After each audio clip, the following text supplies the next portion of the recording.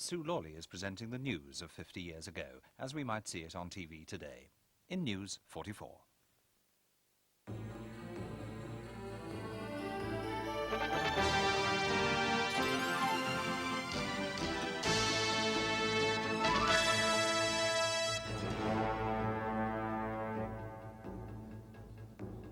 Good evening. The headlines tonight, the 6th of June, 1944. The liberation of Europe has begun. At dawn today, the greatest invasion force ever assembled started landing on the north coast of France. By sea and by air, huge numbers of British, American and Canadian troops were put ashore in Normandy. Tonight, Allied forces are several miles inland and there is fighting on the outskirts of Caen. Mr. Churchill told the Commons this evening that all is going well. He said the operation had been carried out with much less loss than we expected. And in a broadcast tonight from Buckingham Palace, the King has called the nation to prayer. The Lord will give strength unto his people, and the Lord will give his people the blessing of peace. D-Day has come. The greatest military operation in history was launched this morning. 4 years after the retreat from Dunkirk, our forces have returned to the beaches of France to rid Europe of tyranny. British, American and Canadian troops, backed by 4,000 aircraft, have landed along the coast of Normandy. The assault had apparently been delayed 24 hours because of bad weather. First news that the landings had begun was given by the BBC at 9:32 this morning. This is London. London calling in the home, overseas and European services of the BBC and through United Nations Radio Mediterranean. And this is John Snagg speaking. Supreme Headquarters, Allied Expeditionary Force, have just issued Communique number 1. Under the command of General Eisenhower, Allied naval forces, supported by strong air forces, began landing Allied armies this morning on the northern coast of France. It's now known that the timing of the invasion was agreed more than 6 months ago. The operation began last night with bombing raids. They were accompanied by airborne landings. A few hours later, thousands of troops were put ashore on the beaches of Normandy. Tonight, Allied forces have reached the outskirts of Caen, but little is so far known about the progress of the American landing forces. The Prime Minister, Mr. Churchill, has made 2 statements to the House of Commons. At midday, he said there were hopes that tactical surprise had been attained. At 9 o'clock tonight, he said, "This operation is proceeding in a thoroughly satisfactory manner." The House cheered. The Channel at dawn was thick with ships, an armada carrying the invaders to France. 4,000 vessels with a host of smaller craft to attend them. Nelson would have approved. It was Dunkirk in reverse, a naval assemblage without precedent. A relentless bombardment of German shore defences prepared the way for the landings, a nightmare of Allied naval guns volleying and thundering. Shelling that continued through the day. Time to go. After a quick breakfast, it was over the side and into a landing craft for thousands upon thousands of men. Each British soldier kitted out like a pack horse with ammunition and supplies. For these men, the trail had already been blazed. Sappers and special units had been ashore for hours clearing mines and booby traps, usually under fire. Flotillas of landing craft shuttled to and fro from the transports, putting men ashore.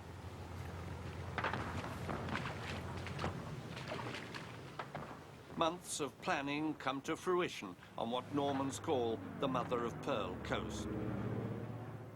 The British and Canadian assault area, cheek by jowl with the American, spanned 24 miles of Normandy coastline.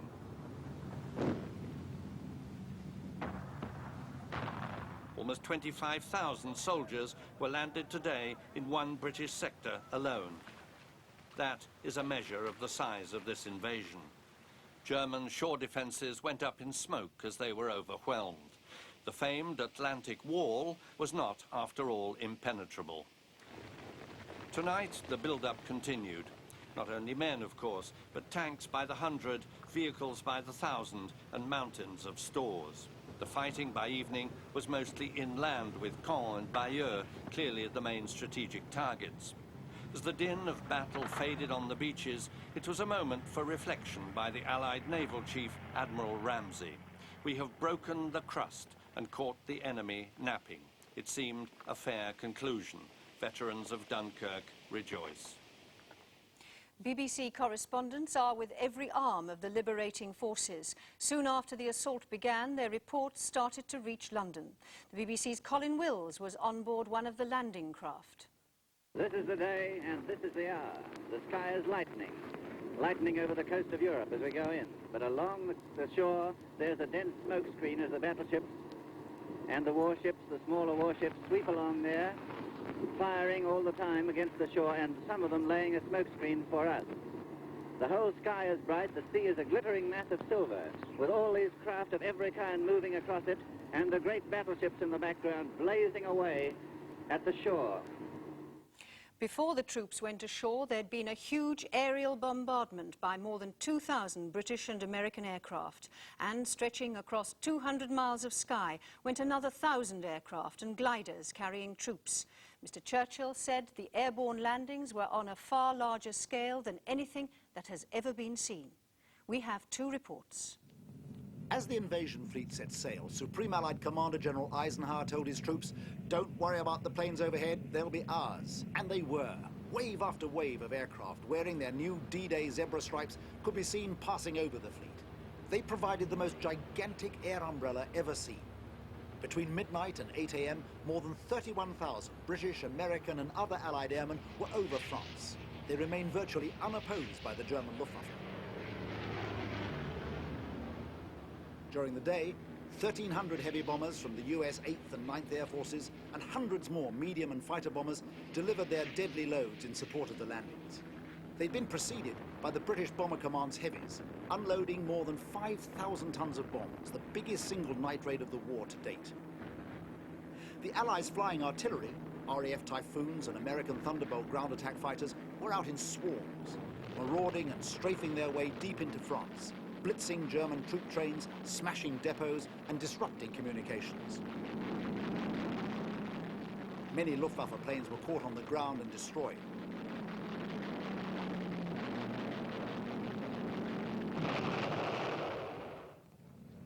It was an historic mission these men prepared for last night, camouflaging themselves and their kit. They were to be the largest airborne invasion force ever, more than 20,000 men. A force launched just 7 seconds after midnight. The vanguard was a fleet of over 800 gliders, towed by transport planes and bombers in the dead of night, and released at 5,000 feet to silently swoop towards their designated landing zones. The first 6 gliders carried Allied troops who seized the Caen Canal and Orne River bridges within 5 minutes of landing. But there were inevitably tragedies, as gliders landed in darkness, trying to avoid the stakes, nicknamed Rommel's asparagus, driven into the ground to foil them. Behind the gliders, the second wave, 1,000 planes which carried the paratroopers of the British 6th and the American 82nd and 101st Airborne Divisions. The faces of the men aboard betrayed their apprehension, but when it was time to go, there was no hesitation. The air was thick with parachutes unfolding. The airborne armada stretched across 200 miles of sky. Their mission was to disrupt German defences along the beachhead at Normandy, to provide support for Allied troops landing from the sea. Reports so far indicate soldiers were landed with great precision. Despite losses, their achievement has been to bring confusion and uncertainty to the German forces on the Cherbourg Peninsula. This afternoon, the King and the Prime Minister visited SHAEF, the supreme headquarters of the Allied Expeditionary Force, where they met the Supreme Commander, General Dwight Eisenhower. And tonight, from Buckingham Palace, His Majesty has broadcast to Britain and to the United States. Once more, he said, a supreme test had to be faced, and he called the nation to prayer. At this historic moment, surely not one of us is too busy, too young, or too old to play a part in a nationwide, a worldwide vigil of prayer as the great crusade sets forth. And the Lord will give strength unto his people, and the Lord will give his people the blessing of peace. News of the invasion was first picked up on German radio at 6 o'clock this morning. Since the first official news of the landing was given just after 9:30 this morning, people have been waiting for details in a state of mounting excitement. Newspapers have been snapped up as soon as they've gone on sale. The Prime Minister has said it is much the greatest thing we have ever attempted. A report now on the secret preparations for D-Day. By last week, 13,000 aircraft, including bombers, fighters, transport planes and gliders, have been assembled.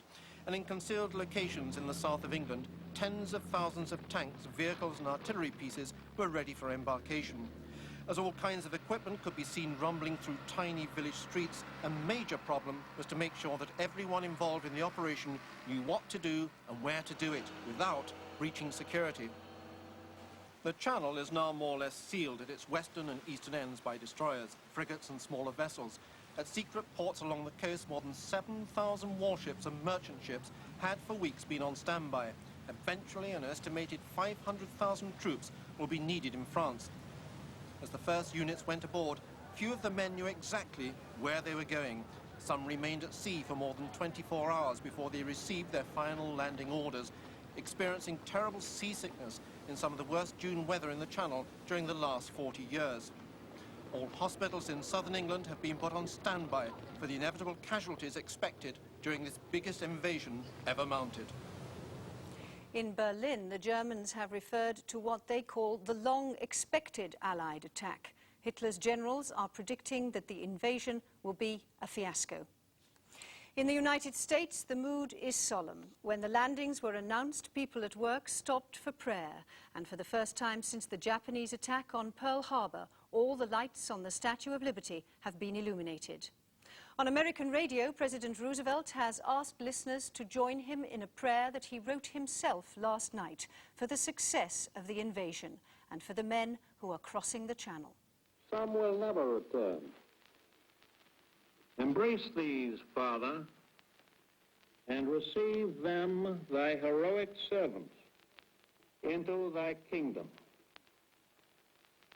And for us at home, fathers, mothers, children, wives, sisters, and brothers of brave men overseas, whose thoughts and prayers are ever with them, help us, Almighty God, to rededicate ourselves in renewed faith in Thee in this hour of great sacrifice. No reports have as yet been received about the American landings. The weather tonight in the Channel is unsettled. There is a strong northwesterly wind, heavy cloud and rain with little sign of moderation. So tonight, British forces joined by American and Canadian troops are back in France. In his broadcast this morning, the Supreme Allied Commander, General Dwight Eisenhower, said the landings were but the opening phase of the campaign. Great battles, he said, lay ahead. And last night, before the Armada set sail, General Montgomery told his men, "To us is given the honor of striking a blow for freedom, which will live in history." And that was the news tonight, the 6th of June, 1944, D-Day. From the BBC in London, good night.